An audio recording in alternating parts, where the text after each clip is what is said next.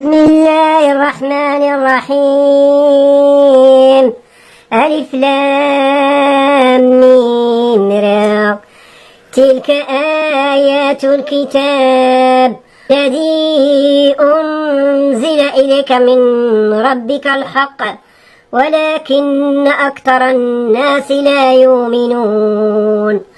الله الذي رفع السماوات بغير عمد ترونها ثم استوى على العرش وسخر الشمس والقمر كل يجري لأجل مسمى يدبر الأمر يفصل الآيات لعلكم بلقاء ربكم توقنون. وهو الذي مد الأرض وجعل فيها رواسي وأنهار ومن كل الثمرات جعل فيها زوجين اثنين يغشي الليل النهار إن في ذلك لآيات لقوم يتفكرون.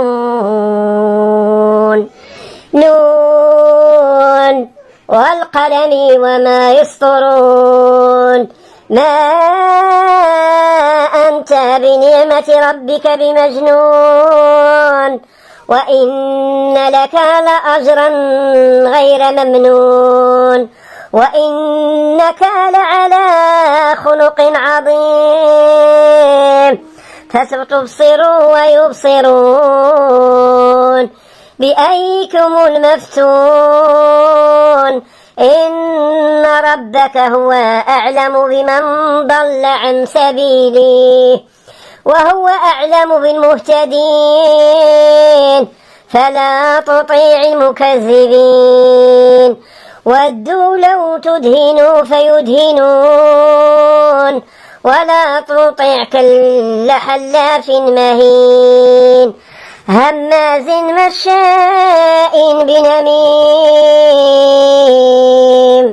بسم الله الرحمن الرحيم. الحمد لله الذي أنزل على عبده الكتاب ولم يجعل له عوجا قيما لينذر بأسا شديدا من لدنه ويبشر المؤمنين الذين يعملون الصالحات أن لهم أجرا حسنا ماكثين فيه أبدا وينذر الذين قالوا اتخذ الله ولدا ما لهم به من علم ولا لآبائهم كبرت كلمة تخرج من أفواههم